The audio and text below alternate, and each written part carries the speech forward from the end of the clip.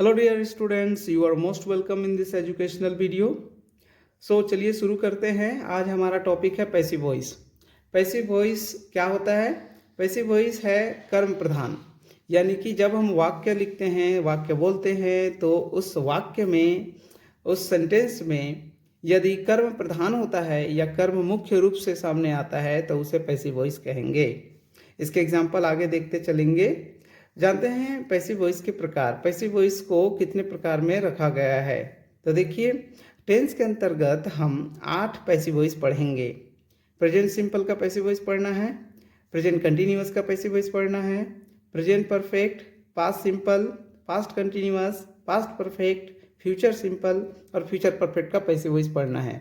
तो चलिए एक एक करके हम सभी पैसिव वॉइस को पढ़ते हैं, सीखते हैं। प्रेजेंट सिंपल क्या है, चलिए जानते हैं।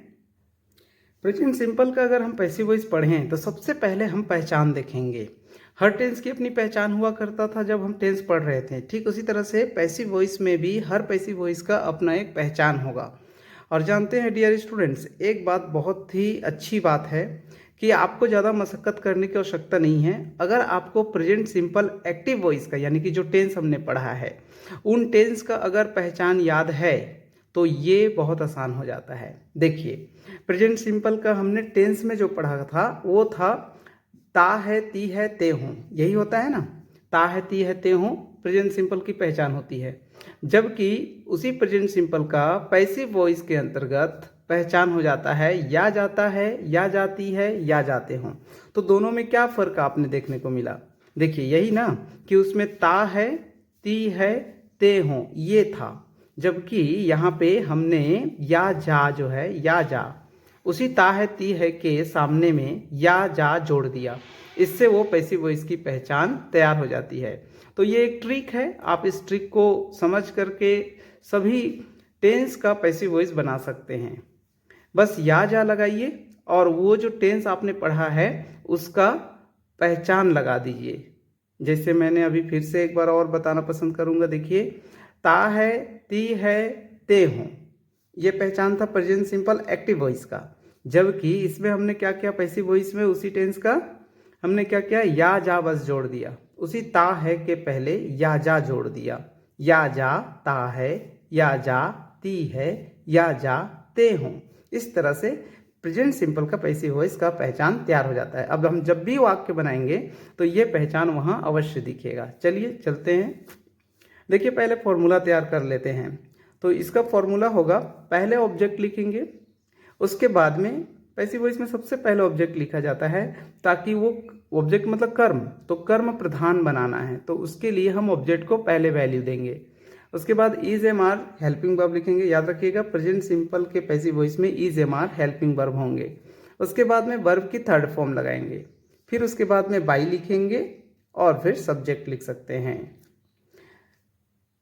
एग्जाम्पल देखिए, रामू के द्वारा खाना पकाया जाता है। देखिए, हमने पहचान में आपको बताया कि या जाता है, या जाती है, या जाते हो, तो या जाता है यहाँ पे पहचान देख सकते हैं, या जाता है। तो इस तरह से हम जान सकते हैं कि ये प्रेजेंट सिंपल का पैसिव वॉइस है। अब इसको इंग्लिश में कैसे बनाएंगे? तो सबसे पहले रूल्स फॉलो करेंगे। पहले यहाँ पे कहा गया ऑब्जेक्ट लिखने के लिए, तो इसमें ऑब्जेक्ट कौन हुआ? तो ऑब्जेक्ट है खाना। खाना की इंग्लिश हो गई फूड। उसके बाद में इज एम आर में से एक लिखना है। तो फूड चूंकि एक नाम है, एक चीज का नाम है, यानी कि थर्ड पर्सन है, तो हम उसमें इज लिखेंगे। उसके बाद में वर्ब की थर्ड फॉर्म चाहिए। वर्ब मतलब काम, क्रिया। तो क्या काम हो रहा है? पकाने का। पकाने की इंग्लिश क्या होती है? कुक। तो कुक की थर्ड फॉर्म चाहिए, तो ये हो गया कुकड। उसके बाद में चाहिए बाई। तो चूंकि यहाँ द्वारा लिखा हुआ है, के द्वारा, तो इसी के लिए ये बाई शब्द का उपयोग करते हैं, तो हम यहाँ पे बाई लिख दिए। और उसके बाद सब्जेक्ट चाहिए, तो सब्जेक्ट हो गया रामू। रामू के द्वारा काम हो रहा है, यही करता है, तो वो हम यहाँ पे रामू लिख दिए। इस तरह से food is cooked by Ramu. Ramu के द्वारा खाना पकाया जाता है। आगे देखिए एक और एग्जाम्पल, मेरे द्वारा गीत गाया जाता है। यहाँ भी देख सकते हैं या जाता है, ये पहचान है प्रेजेंट सिंपल के पैसिव वॉइस का। चलिए बनाते हैं। सबसे पहले ऑब्जेक्ट चाहिए। इसमें ऑब्जेक्ट क्या है? तो गीत। गीत ऑब्जेक्ट है, तो गीत की इंग्लिश हो गई सॉन्ग। उसके बाद इज एम आर, ये भी थर्ड पर्सन है, ये भी एक किसी चीज़ का नाम है, तो इसके साथ इज लगा देंगे। उसके बाद में चाहिए वर्ब की थर्ड फॉर्म। वर्ब मतलब काम, क्रिया, क्या काम हो रहा है, तो गाने की काम हो रहा है, गाने की क्रिया हो रही है, तो गाना का अंग्रेजी सिंग, तो सिंग की थर्ड फॉर्म संग, इसलिए संग लिखा। फिर बाई चाहिए, तो बाई द्वारा के लिए लगाया जाता है, यहाँ द्वारा मौजूद है इसलिए बाई। उसके बाद में सब्जेक्ट चाहिए। सब्जेक्ट मतलब जिसके द्वारा काम हो रहा है, कौन कर रहा है इस काम को, मेरे द्वारा, तो मेरे के लिए मी। आगे देखिए, अंग्रेजी सीखी जाती है। अब यहाँ पे देखिए किसके द्वारा सीखी जाती है, ये गायब हो गया, ये पता नहीं है कि अंग्रेजी किसके द्वारा सीखी जाती है। जब हमें नहीं पता कि किसके द्वारा सीखी जाती है, तब हम याद रखिएगा बाई शब्द का उपयोग नहीं करेंगे। तो चलिए लेके चलते हैं आगे सेंटेंस को। सबसे पहले ऑब्जेक्ट चाहिए, तो ऑब्जेक्ट तो मौजूद है अंग्रेजी, अंग्रेजी के लिए क्या लिखेंगे हम, इंग्लिश, हमने इंग्लिश लिखा। उसके बाद में इज एम आर में से एक चाहिए, तो इंग्लिश भी एक थर्ड पर्सन है, एक नाम है एक चीज़ का, तो इसके लिए इज लिखा हमने। उसके बाद में बाई चाहिए, लेकिन बाई तभी लिखेंगे जब यहाँ हमें कर्ता मौजूद हो, कर्ता को देखेंगे तब। यहाँ कर्ता तो है नहीं, किसके द्वारा हो रहा है वो पता नहीं है। अब जब सब्जेक्ट नहीं पता है तो हिंदी में द्वारा भी नहीं लिखा जाएगा, इसलिए यहाँ पे हम बाई नहीं लिखेंगे और ना तो सब्जेक्ट लिखेंगे, क्योंकि सब्जेक्ट अगर मौजूद रहता है डियर स्टूडेंट्स, तभी जो है हिंदी में द्वारा शब्द का उपयोग होता है। यहाँ तो कर्ता है ही नहीं, जब कर्ता ही नहीं है तो द्वारा भी नहीं लिखा जाएगा, तो द्वारा नहीं लिखा जाएगा तो इंग्लिश में बाई नहीं लिखी जाएगी, और जब बाई नहीं लिखी जाएगी तो सब्जेक्ट भी नहीं लिखी जाएगी। तो इस तरह से हम जान सकते हैं कि हमारे इस सेंटेंस में मात्र ऑब्जेक्ट है और एक वर्ब है। इंग्लिश इज लर्न्ड, इंग्लिश सीखी जाती है। आगे चलते हैं, मोनू के द्वारा पिया जाता है। इस सेंटेंस में आप देखिए मोनू के द्वारा पिया जाता है, यहाँ पे भी कुछ चीज का लोप हो गया है, यानी कुछ गायब हो गया है। क्या गायब हुआ है, देखिए पिया तो जाता है पर क्या पिया जाता है, यानी कि ऑब्जेक्ट गायब है। तो ये बहुत ही दिलचस्प है यहाँ पे जानना कि इंग्लिश में जब हम पैसिव वॉइस बनाते हैं तो ऑब्जेक्ट को प्राथमिकता देते हैं, और इस सेंटेंस के मामले में यहाँ ऑब्जेक्ट है ही नहीं। तो इस स्थिति में अधिकांश विद्यार्थी सोचते हैं कि जब ऑब्जेक्ट नहीं है और इंग्लिश में जब हम बनाए पैसिव वॉइस तो ऑब्जेक्ट सबसे पहले डिमांड करता है, तो क्या लिखें।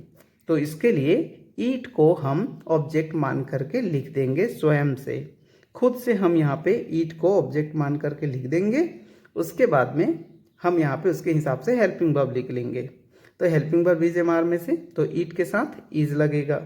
उसके बाद में वर्ब की थर्ड फॉर्म चाहिए, तो वर्ब की थर्ड फॉर्म, वर्ब क्या है, पीने का काम हो रहा है, पीने की इंग्लिश ड्रिंक होता है, तो ड्रिंक की थर्ड फॉर्म क्या हो जाएगी, ड्रंक होगा, तो ड्रंक हो गया। उसके बाद में बाई चाहिए और सब्जेक्ट, तो बाई मतलब के द्वारा के लिए यूज होता है, तो के द्वारा यहाँ मौजूद है तो उसके लिए बाई लिखा। फिर किसके द्वारा हो रहा है, कर्ता कौन है, तो मोनू करता है, मोनू कार्य को कर रहा है पीने का, तो मोनू सब्जेक्ट हो जाएगा, यहाँ हमने मोनू लिख दिया। इस तरह से it is drunk by Monu, Monu के द्वारा पिया जाता है। अब देखिए डियर स्टूडेंट्स, इसको और हम कितना छोटा कर सकते हैं, पैसिव वॉइस आखिर कितना छोटा से छोटा हो सकता है, हम उसे यहाँ से जानेंगे। खाया जाता है। अब देखिए इसमें सब्जेक्ट का भी लोप हो गया है और ऑब्जेक्ट का भी लोप हो गया है, यानी कि अगर आपसे मैं ये पूछूं कि पैसिव वॉइस को कितना छोटा से छोटा किया जा सकता है सेंटेंस को, तो आपका आंसर होगा कि सिर्फ वर्ब के माध्यम से आप पैसिव वॉइस बना सकते हैं। जैसे खाया जाता है, मैं कहूँगा इस सेंटेंस में क्या मौजूद है, तो सिर्फ यही ना कि खाना, खाने की क्रिया हो रही है और कुछ नहीं, और उस टेंस की पहचान है कि ये कार्य किस टेंस में हो रहा है, किस काल में हो रहा है, बस इतनी सी बात। तो यहाँ पे खाया जाता है एक पैसिव वॉइस है। और चलिए इसको बनाते हैं, चूंकि इसमें ऑब्जेक्ट नहीं है और हमको ऑब्जेक्ट चाहिए ही चाहिए, क्योंकि पैसिव वॉइस इंग्लिश बनाते हैं तो उसमें ऑब्जेक्ट पहले जरूरत पड़ता है। तो सबसे पहले यहाँ पे ईट को हम अपने हिसाब से ही लिख लेंगे ऑब्जेक्ट मान करके सब्जेक्ट के रूप में। उसके बाद में यहाँ पे इज लिख दिए, इज हमारा हेल्पिंग वर्ब यह है। उसके बाद वर्ब की थर्ड फॉर्म चाहिए। वर्ब यही है, एक खाने की काम हो रहा है, खाने का ईट होता है, ईट का थर्ड फॉर्म ईटन।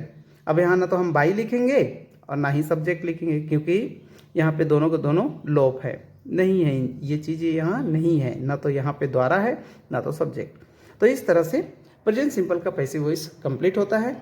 अब मिलेंगे हम अगले वीडियो में।